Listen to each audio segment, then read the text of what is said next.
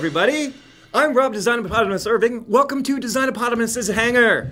Whoa, I think not. Welcome to Wingman's Hangar. And if you're new to this show, this is kind of an inside look at everything that goes on at Descent Underground, or at Descendent Studios as we make Descent Underground. And it's a little, sometimes there's shenanigans involved. Shenanigans are definitely involved. So we'll take you on the journey of a weekly broadcast of what's going on here at the studio and how the game's coming along, and you'll get to see all the cool stuff we're up to. Coming up today, we have a look at the latest art and concepts and models. We have this week's most valuable post. Now, most valuable post is the person or persons who are in the forums who are contributing the most in a positive manner, chosen by the moderators. They have a vote over it, and each week they win an MVP medal, and it gets put in their avatar section. It goes directly on your account. Yep. It does go directly. People can see that you were an MVP. On your permanent record. Your permanent record. Will there be a test? We also have a forum feedback with your questions, and there are videos this week. We have videos. Yes, thank you guys. Thanks, guys. That's awesome. Well, thank you so much. Now we don't have to deal with. Oh, Wing Noob. No. I know that guy. No, that guy. That guy has. Wow. You know, I will. He's he's a little odd, but he is really handsome. So we have an interview with Impeller Studios. The guys are behind Starfighter Inc. They're entering their last week of their Kickstarter campaign, and we've done that before. It's very tough. They're into the dog days. It's very challenging. It's very scary, and so we want to interview them, see what they're going through, what they've got coming up, and why we think they're cool. So we'll talk to you. We'll talk to them, and you guys will get to see them, and hopefully we'll give them a boost if fans out there like them. It's like the Colbert bump, sort of like that. The Colbert bump, yeah. But this is the Wingman bump. Yeah, it's a smaller bump. It's a much smaller bump, apparently. Yeah, they have about a week left, so we'll check them out in a little bit. So what's going on this week at Descendent Studios? Well, we need a canoe. We do. It's been raining like crazy. Non-stop. Houses floating down the river. That's good, though, because our lakes are now giving up, which means we'll be able to drink water. It's a very fine coffee mug you got there. It is. Well, it's given to us, so it's pretty cool. This week we hired a new programmer, Tyler Pixley. Junior programmer. He's kind of a gameplay programmer. We've known Tyler for a couple years. He's been trying to get on with us at CIG for a while, and straight out of the University of Texas. University of Texas, which we know. Rob went to Texas. Annie, who you haven't seen in a couple weeks because she's doing finals. She's at UT right now. I went to Texas State, where there were 3 girls to every guy there. That is a plus. That's just saying. But you did go to Texas State. I did go to Texas State. There were 3 girls to every guy there. And we also had our first advisory board meeting. That was a wonderful experience. It was. The advisory board, we don't really offer that anymore because I think there's like 7 or 8 members there. 9, or it's a large number. Yeah, it's a manageable meeting. And so the advisory board is a little bit like what you get with the underground, except it's more of an interactive environment. It's a Google call where everybody has a say. We all talk about important issues. And what did we talk about this week? Today we talked about the control scheme and how we're going to use different controllers to do all the things we have to do in our game, which is even more than Descent with its 6 degrees of freedom. Right, mouse, keyboard, game controllers, HOTAS, joysticks, 2 joysticks. We came up with a lot of schemes for that, and we'll show a little bit of that. Michael run a little bit of that, and we'll show you kind of what it looks like. But there's a lot of secrets. It's secret. It's not a secret that it's happening. It's sort of but the people that are in there are under NDA, so it's kind of a NDA. What happens in advisory board? Yeah, it's like Fight. We should just call it Fight Club. Because that's what it ends up being sometimes. It's Fight Club. Some really smart people we got working with us. We're very happy. Actually, we're very happy for all. Thank you, all of you, for getting to that level and being involved. Speaking of the underground, there's as of this broadcast, there are only 2 days left to get the special. Ooh, $79 2 days. On June 1st. It goes up to $99. So if you're interested in becoming a member of the underground, now is the time to do it. We're working on the vertical slice, or what we call the beautiful corner. That'll be finished in June. It's kind of going to be the first playable. It's a little 4v4 action, 1 map. Mining, fighting, 3 ships, I think. 3 ships. 3 ships in there. And we'll be hosting some people to come by to have some focus group stuff to play it and check it out. We might actually be going places and showing it somewhere, too. Whoa. Well, more on that later. Shh. We have the Auger. I have lots of ideas and concepts from the Auger. We might finally be there. Yeah, there we go. There's some different Auger concepts. That's a lot of sharpness. Yeah, on it is. It is. And so, yeah, there's a lot of sharpness. And these are some of the early concepts. This is kind of an asymmetric version, but I'm not sure. I'm probably not doing that one, right? Yep. Because no, we want asymmetry. Yeah, more asymmetry. Yeah, but you know what? That is kind of close to some of the shapes. We combine some of that. That looks like a Bic lighter. Those things right there. that looks like a Bic lighter with a wing. Yeah, with a gun on it. It's kind of. Anyway, those are kind of. Thanks to Mike for cutting off the picture there right in the middle of my drink. I appreciate that. We might just have reached a final one. We're very professional. Yeah, we do. We have a final one. We'll show you that real soon. I'm sure Phil will steal it for his blog post. Oh, God. Phil, if you want to see some of the best art, you look at Phil's blog on Friday's Roundup. He scoops up everything. He leaves nothing behind. Man, it's like a few crumbs for the rest of us. Yeah, it's carpet bombing the cool art from there. We have the Shaman. We have a look at the Shaman. So here's kind of inside look at some of the early concept of the Shaman, or as we like to say, the Denny's saucer. No, but that's actually pretty close. We're kind of going to lose the arms, but you get the idea there what it's going to look like. That's where it's at. Different cockpits there, different.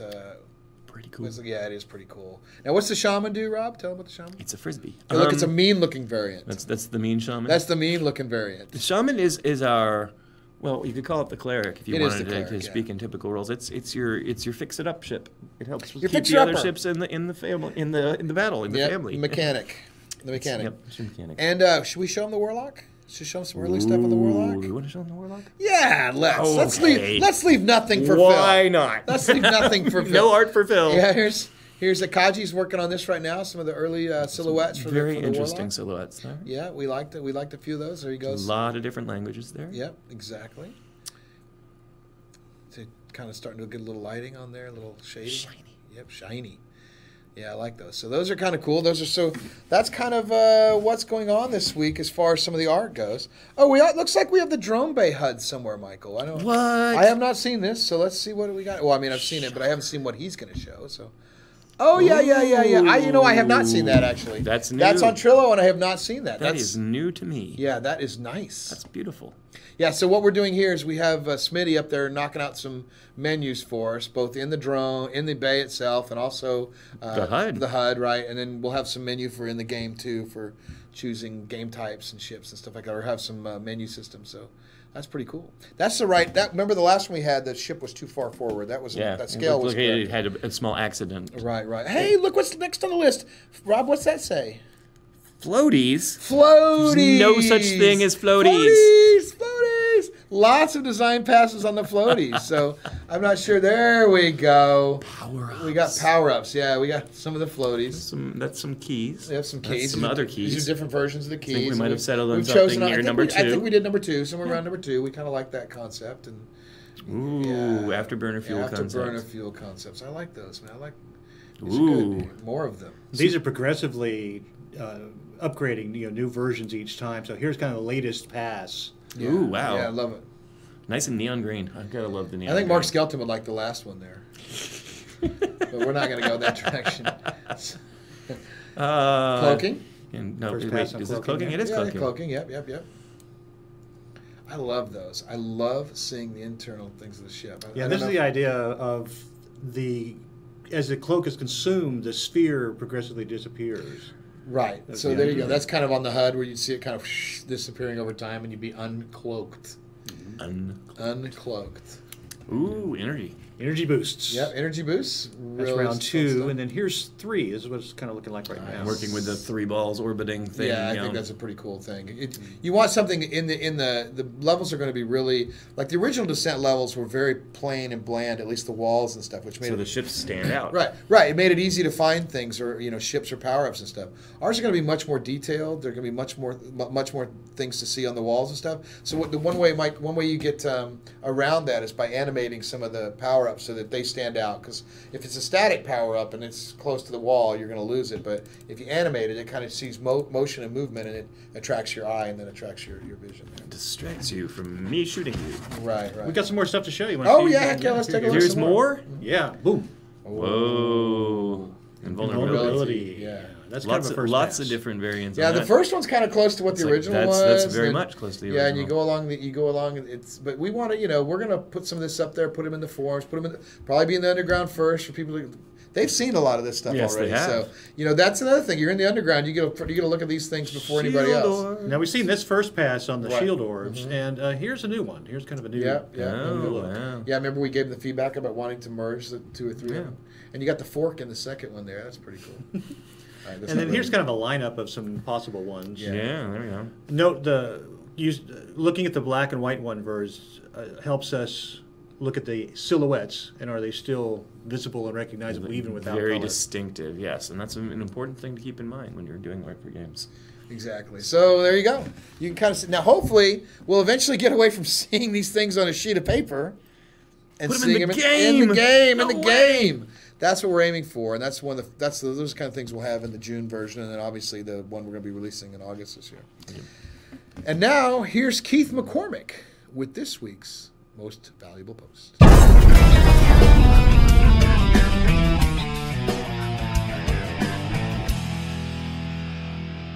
Hi, I'm Keith Dunkelzahn McCormick, and it's time for this week's Most Valuable Post. This week's Most Valuable Post is actually 2 posts, both started by 2 different people at basically the same time, talking about the HUD that was shown last week on Design Underground. And they worked together and merged their 2 posts into something truly wonderful. So congratulations, Skeleton Bane and Krull. You're this week's Most Valuable Posters. Wow, congratulations to Skeleton Bane and Krull. They both kind of had a similar idea, and they merged their posts together and became, really, really good discussion on the HUD. Very good in-depth discussion. Well done. That's exactly the kind of stuff we like to see in the forum. So you are this week's MVP. And now, Rob, you know what time it is? What time is it? What time is it, Michael? Why, it's time for forum feedback. Forum feedback. Who knew the first time I just stuttered on that would become a thing? Forum. Awesome. And we'll have some video questions, too. Yay. From Zyphon, he says, in space, there are several different types of asteroids, such as rocky, metallic, ice, and loose clumps of rocks. What types will we be able to fly inside in DU? Well, the easy answer is whatever the artists come up with first is usually the one we end up with. But the we're going to first start with rocky for sure, but there will be other things mixed in for the mining and all that. But as many of those as we can do. Right, and again, this is something we plan to be adding to forever. So we'd like to have iceroids. You like saying iceroids? Yeah, I do like saying iceroids. You might say that one. Don't be an ice hole. So we're gonna. Farking ice holes. Farking ice hole.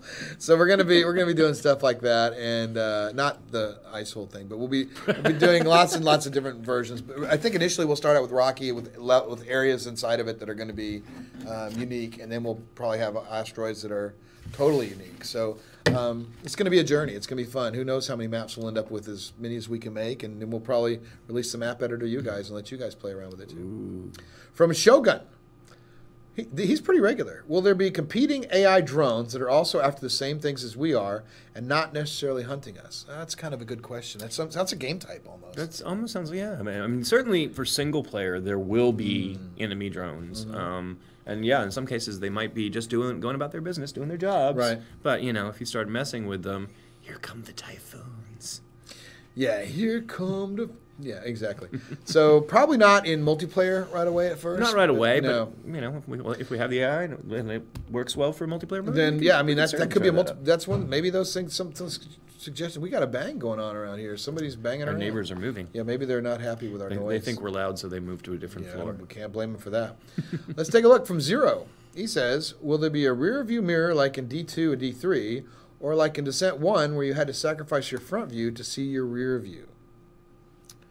Rob? Well then, Honestly, I like the rear view mirror idea, and we do have a little picture-in-picture camera that, if you're not using it for something else, could in theory be used for your rear view. But we should probably try them both out and see, which one feels better. It's just one more key that we need if you have to switch views. You don't really can't play for an Xbox controller very well. Yeah, we have crammed that thing. Maybe you can shake it to get the rear view. Throw it at the screen. One of the challenges is that if we have both a front and rear view, we're rendering the world twice. Yeah. Yep. And so it can take a hit on the engine. It can, but I think we'll be able to handle that with this one. That's why we've chosen Unreal 4. So I know. Well, that's like an advertisement for Joe Kreiner. My buddy Joe Kreiner would be very happy. So we'll try it both ways, and we'll put it in the game. It's not as much difference. It'd be in the same spot on your screen. So we'll let people decide what they want. It could even be something that they decide whether they want to have it on all the time or whether they want to toggle it on and off. Sure. I personally like the gameplay version of having to look. Actually, pushing a button and losing your front view. Yeah, because it sort of fits with the mining component where you're looking here, you want to look behind you. So, but we'll see. We'll see how it works, and we'll put that probably to a vote with you guys. Let you decide how you want to play it. From Vatum5. Oh, it's a two-part question. 2 parts. Will you make briefing screens for missions like the classic Descent? And will the briefing screens have classic music or a remixed version? So... Briefing screens? Well, we're definitely going to do briefings for the single-player missions. I'm not sure we want to go old-school static style. I don't think that would really be suitable for what we're doing now. They're very dated. They are. So something a little more modern day. But yeah, briefings, absolutely. No question about that. Music? Classic music. Classic music. Well, it says have classic music or remixed version. So we don't own the rights to the original music in the game. Radio. However, we do have some musical announcements coming up in the future. We're talking to some people. Some people. It just takes a while for negotiations to happen for us to be able to announce anything. But we do like the original Descent music a lot, and at least the style will be the same. We've heard some pieces that really... From Lotherbot, one of the guys we saw in our advisory meeting today. Yeah. He's a good guy. Will you guys plug the 20th anniversary Descent LAN on one of our live streams? No, we're not going to plug that. Nope, not going to happen. No, sorry, can't do that for you, Lother. That sounds like favoritism. Of course. I think we just did, actually. Did we? Yeah, so that's in Denver this July. Michael put the link up there for people. There's going to be a Descent LAN party in Denver. We're planning to go. And it'd be really cool if we take the current version of the game with us. Ooh. Yeah. Just got to make it work. Yeah. We need to have the current version of the game. That's the plan right now. So go check out if you haven't planned to go. They get together. They're really good groups of people. They hang out and play the original Descents, and if we're lucky, they'll be playing the new one too. We're going to get creamed. We're going to get creamed, but we're going to have a good time and laugh a lot and get to meet some really cool people. And those things are all the rage. So yes, Lother, we have now plugged for you. From Wilster419, will this game be open to mods or will it be locked down to just the content you provide? Well, the first version will be the one we provide, but we do plan to allow modding heavily, and so we plan for people to be able to create their own stuff, but we also, plan for people to create stuff and then submit it to us for inclusion in the overall universe. Yep. That's a ways away, though. I think that's probably not time. Till we ship the first game, so probably 2016 at the earliest. From Dracona, the other half of the Lother. So when are we going to see the weapons and how they're balanced, like we've seen with the ships? Ooh. That's kind of what we're talking about with the beautiful corner. Well, at least some of the weapons will be there. Yeah, we're going to start with a couple. So the weapon systems are still okay. So the way the programming works is it's in Blueprint, and we've got the ship system pretty much done or in place where you can now fly and get stuff like that. But now the weapon systems are all being made and designed and worked around. So that'll happen, and then at the same time, we'll be making the actual weapons themselves and the laser bolts and the missiles or whatever else. And so lots of stuff. I would think you'd start seeing that, at least some of the systems, in about a month when we have the beautiful corner. That's kind of at the same time. There's some design to be done there still. There is, but whenever we get that, we'll have some. The artist will put together like a quick video of it or turntable or something. We'll show that. Yeah. From Sliver, can some of the team come and visit several of us down under at PAX Australia, mate? Yeah, it wasn't probably very good. I'm sorry. I apologize. I'm sure I butchered that. We apologize to the So- Australians. As much as we would like to go around the world, We would. we would, and we probably will eventually get there. But we want to make sure. Right now, we've got the Denver thing, and then we're trying to get to Gamescom. Senalaya wants us to come over there, and he's set up something with us. So Michael's phone's going off. He makes us put the phone away, and his phone. It's on silent. You could still hear could it hear it. buzzing. It was on silent. It may have been on silent, but you disrupted this beautiful episode. It was going so smoothly, and now I've So lost my thread. We're not going to be able to make PAX Australia right now, but we are planning to be at places that we can economically afford. We're making sure that every dollar that you guys have invested or put into this product, or pledged, is going towards the development of the game. Right to the game. Right to the game. I mean, we're not really interested in doing a lot of marketing, though we recognize that you have to kind of do that. So we will be hitting shows up, but we'll probably partner with like AMD or Logitech or something like that and be in their booth. So right now we're hoping to get in the AMD booth in Gamescom. And We that would hope. be, yeah. From Loha Karme, another video. Take it away.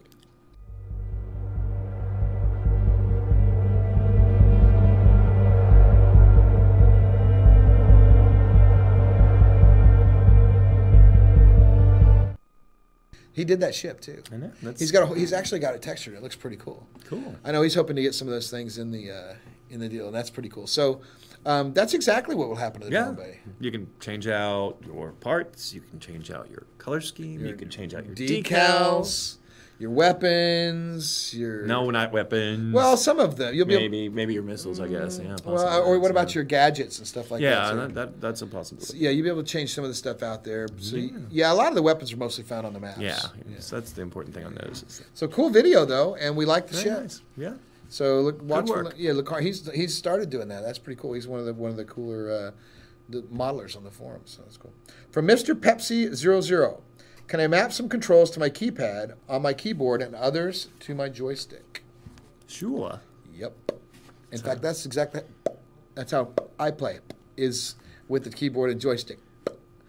That's it doesn't get any better. It's because of Mike's phone. Yeah, it's Mike's phone. It disrupted actually everything. Yeah, I know. It completely lost. We were going so well, and yeah. So you're so gonna, professional. We're going to have keyboard schematics recommended for everybody, or schematics for how controllers work. But it's going to be completely customizable. People can move things around and do whatever they want. So yes, you'll be able to do all that. So that's one of the reasons again we chose Unreal 4. Unreal 4. Everybody get yours today. From Void Stalker, another video question. What? Hey, Wingman, Rob, and crew. Tracy Voidstalker Atkins here. I have two quick questions for you. Will you guys be offering Oculus Rift support in the alpha version of Descent Underground? And also, have you researched any design techniques to combat motion sickness or VR sickness for Descent Underground? If you can comment on that, I'd appreciate it. Thank you for all you do. Are we going to video question? Yeah, video question. Thank you very much for that. So two parts to this is in the alpha. I know we've got it working now. It's working, but I'm not sure it's optimized. Right. Yeah. And so yeah, we're hoping to, but it will be there eventually, at least by beta. The second question was about whether we've researched some ways to avoid motion sickness. Jason's been all over that. Jason is all over the VR. Yeah, we've stuff. talked about like how to draw the distance of the draw for the reticle. That thingy in the middle. That thing in the middle, yeah, right. So they're best practices in that, and so that's absolutely part of it.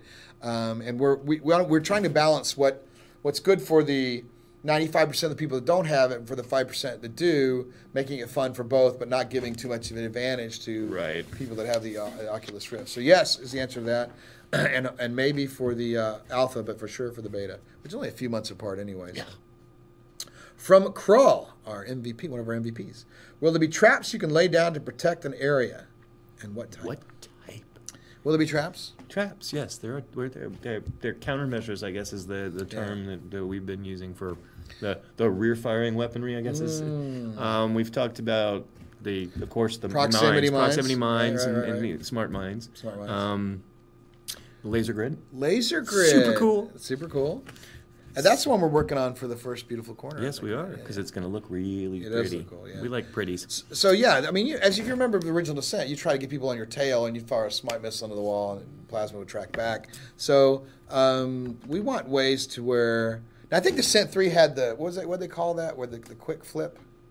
You could have made snap turn thingy. Snap turns. Yeah. Yeah, we're not sure about that. We're probably not going to do that, but we'll, or maybe that's a special that one person can do once. Maybe not. Maybe not. Maybe not. So yes, there'll be mines to lay down, and we've talked about a few of those. All right. So now it's time to meet the team behind Impeller Studios. Tough to say. No harder to say than Descent Underground. Right. Or Descendant Studios. Descendant Studios. From Impeller Studios, the team behind Starfighter Inc. Why don't you introduce yourself so our guys can know who you are? Okay, I'm David Westman. I'm the lead designer on the project. I have a long background in space combat. Got my start at LucasArts as a tester, but when I realized that the guy making the flight combat games was an independent contractor, I said, oh, well, I want to work for him. So I started working for Larry Holland and ended up on the X-Wing project and did that whole series. Had a great blast doing that. And then my career shifted. It went more into the console direction, did Bloodwake, boat combat game, Chronicles of Riddick, The Escape from Butcher Bay, Saints Row, the first one. And the last commercial title I shipped was Death Junior 2, Root of Evil. Which was a complete departure from everything in the past and was a total blast. Well, that's kind of fun sometimes. We do those things that kind of take you in different directions to just kind of experience different things. So, well, the contrast with what we're doing now is where here we're trying to be very realistic. That game, not in the slightest. That's okay. There's room for everybody. So, Corey, what about you? Tell us about yourself. So I'm the executive producer and writer on Starfighter Inc. I got my start doing Air Force simulations, writing and designing those. Had an interesting couple of years in the industry working on some AAA shooters, Homefront and Frontlines Fuel of War. I did writing and production, a little bit of game design for those. Worked on a lot of totally weird and random stuff, and then hooked up with these guys about almost 2 years ago. And I've been helping them put together the game, put together the Kickstarter, and having a whole lot of fun doing it. So let's talk a little bit about that. How did you guys come together? How did you create the idea? What made you decide to make Starfighter Inc? What was the impetus behind doing this? Go ahead, David. Take that. Well, my story is shorter and probably funnier, but it's sort of dependent on Dave's. So one of the guys I worked with at Chaos approached me and said, hey, would you be interested in working on a game with David Westman? He was the lead designer of X-Wing. And I'm like, yeah, I'm in. He's like, do you want to know what it is? No, I don't care. I love X-Wing. So that was my start in the project. I came on probably after the project had been in development for a couple months. There was this a core group actually before me, and they just had the dream of doing, bringing the return to the traditional cockpit-based shooter experience, influenced heavily by X-Wing series, and just met these guys at GDC 2013 and talking about it, revealing my background, and oh my God, this would be the perfect project for you. Would be interested? And I'm like, hell yeah, I'd be interested. I've been wanting to go back to this forever. This is awesome. Describe what is Starfighter Inc. I mean, it sounds like it's a realistic space shooter, but take me through like a day in the life of playing the game. Okay, it's primarily going to be mission based. You serve for a mercenary corporation, a private military corporation, and you get hired to do various things. And sometimes it's more or less white hat. It's protecting a cargo, convoy. Other times it's more nefarious. It's like we need somebody to carry out a black bag type of job, and we want plausible deniability. Right. So we're going to hire your guys. So that'll be a part of the game too, is the kind of reputation that you build. The combat itself we envision as being really varied according to what kinds of ships are involved, what their positions are, what kind of weapons they're using. We want to go really into detail on the specifics of the damage system. It's got a very detailed damage model, accounting for the types of weapons, the types of materials that are being hit, the velocities involved. And in the outcome of the mission, is determined how valuable you are to the company, or maybe how costly you are to the company. You just lost a very expensive ship. Right. So let's take a little of the story here. So whereabouts is it? Is it near Earth space? Is it, where are we in the story? Entirely in the solar system. Okay. We're imagining a pretty well developed, at least on the industrial side. Colonization is also occurring throughout the solar system, but the main thing is there's a fully developed economic infrastructure, hence a reason to fight. Right, always. You know, when you're making a space game, and I have a little history in that as well. In fact, we were probably competitors back in the day, but like there's always the Star Trek, which is the clean, glistening blue, and then there's the Firefly, right, which is the dirty, grungy. So where are you guys on that scale? Where are you much guys? More on the Firefly side. Right, right. Good. Yeah, it's sort of a dystopian view of the future. That usually makes a good setting for games. Sure.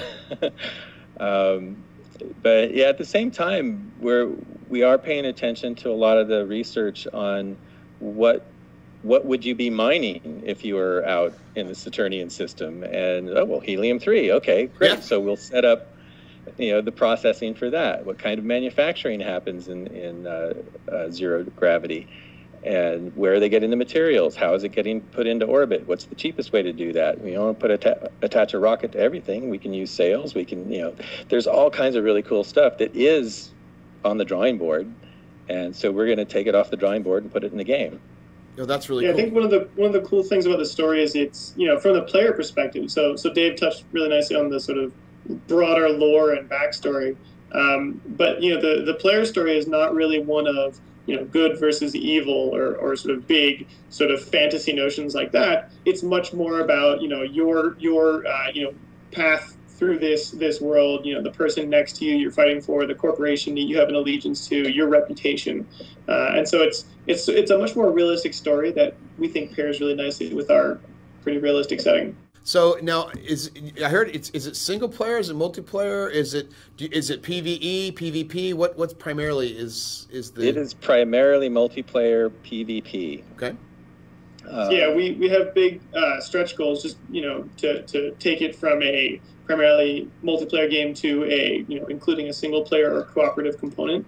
But at its core, one of the things that's going to differentiate for us is that we're session-based multiplayer PvP, hardcore focused on that. We're not trying to be everything to everybody, because there's a couple of games out there that are trying to do that and doing a pretty good job of it. No, there's not. So we want to own combat. We want to own that play for 15 minutes, blow shit up, get back to the server browser, and do it again. The space game renaissance has certainly been going on, and it's funny. I mean, you guys have been in the industry long enough to know that. I mean, I've seen it to where, if you recall, RPGs were dead at one point. They said there's no such, and then now they're crazy. And then, do you remember no first-person shooter will ever work on the console? It's just amazing to watch the people. So my question here is does Kickstarter allow us to break those barriers that are sort of put in place by obstacles put in place by people who just sort of do that as to what they really think is happening? I think, to be fair to the publishers, particularly the ones that are large publicly traded companies, they have to avoid risk. Yep. That's the bottom line. They have to avoid risk. And so when the inexplicable decline in the market for simulators happened at the end of the 90s, very hard to make the case that, you should invest 15, 20, 30 million in a state-of-the-art AAA space combat game. Sure. Well, yeah. And so, the Kickstarter, crowdfunding, digital distribution, all those factors together, I think, is what is enabling this. Because, like you said, it's just like we can appeal directly to fans.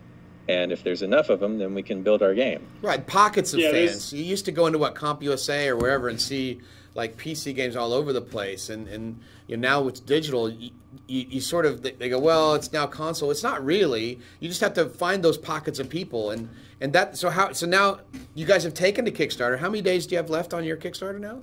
We have 8 days. 8 days. That number memorized by heart.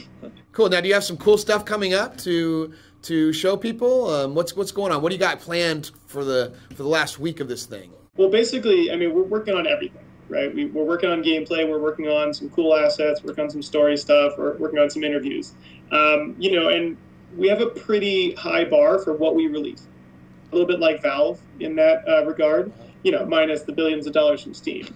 But we never release anything to our fans until we feel it's ready, because it's not fair to our consumers. It's not fair to our developers to not get everything to that level of polish. So our hope is that we're going to get everything done. We're going to have an awesome week of just blasting out great content. But our promise to our people is that we're never going to get anything out there before it's ready. Well, and this is something that we tell our students too when they're putting together their portfolios, they want to get a job. We tell them, don't include anything in your portfolio that you have to explain the deficiencies. So we're taking our own advice there. Cool. Well, that makes sense. Well, we wish you the luck. I mean, we're Kickstarter supporters. I'm sure you guys are serial backers like the rest of us. So I want to thank you guys for coming on the show. We're looking forward to it. We're going to give you a big shout out as well, and we'll be watching. So thanks a lot. We really appreciate that. Thank you. Good luck, you guys. Thanks for having us.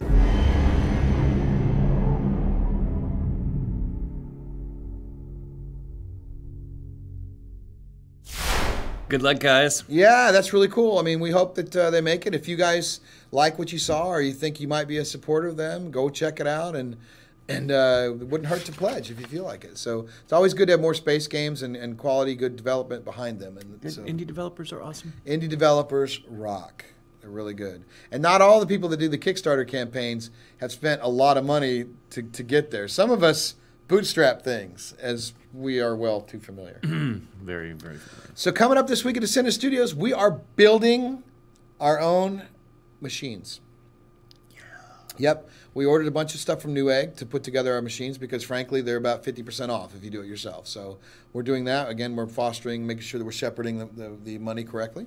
We'll continue our vertical slice planning. We've got an intense whiteboard. We will probably let people know what's coming up in that at some point. We'll show you guys what we're planning to do. We're sort of trying to figure out how many days we have, how many days we can get this done, and be reasonable about it without killing ourselves too much. But, we've got a dedicated team, so, we're working hard. We also have on Monday, there's some little tiny show. Design Underground. Design Underground. Design Underground.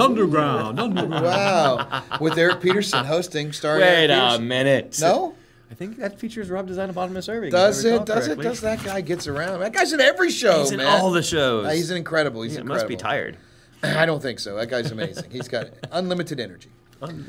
Well, we want to thank the Undergrounders and pledgers and backers for supporting this and allowing us to make this game and bring Descent back. If you haven't supported yet, the hell are you waiting for? Get out there, get going. There's still plenty of time left. Come on in. The water's We want to fine. unlock these. We're so close to unlocking the Shaman. is- We're about 80% there. Just take us over the top. And if you got suggestions for things you'd like to see on the store, we can put some of that up there too. We're redoing the web page to make it more friendly for people to find their way into the backer status of the thing.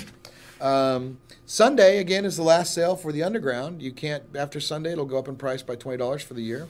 Get in on that. Join our YouTube and Twitter and Facebook pages so you get the latest news before anybody else. You don't have to wait for Phil's update or Rob's update or my update. I mean, we'll post this up, or we'll post Design Underground up, and people immediately get emailed, and they'll know they can watch it before anybody else does. So, and submit your feedback on forum feedback questions, and let us know how we did this week. I'm sure this week's going to be pretty harsh. Yep. It's been pretty crappy. Yeah. Par for the course. Yeah, it is what it is. Thank God we can develop games. So, because we can't do this. We ain't quitting the day jobs. Ain't quitting the day jobs. Get your forum feedback questions in. Send your videos. Thank God we don't see that handsome rascal Wing Noob this week. You guys saved us from that. Save us from Wing Noob. That's right. And where are we going to see him? We will see him underground.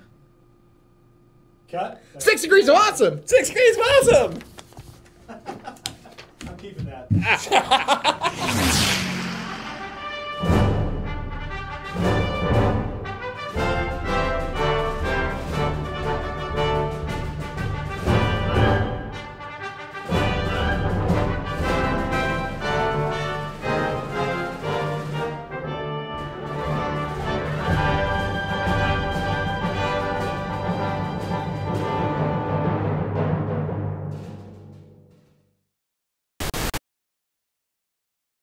Hey, everybody, where did my video question go? That's ridiculous. I asked a really good question.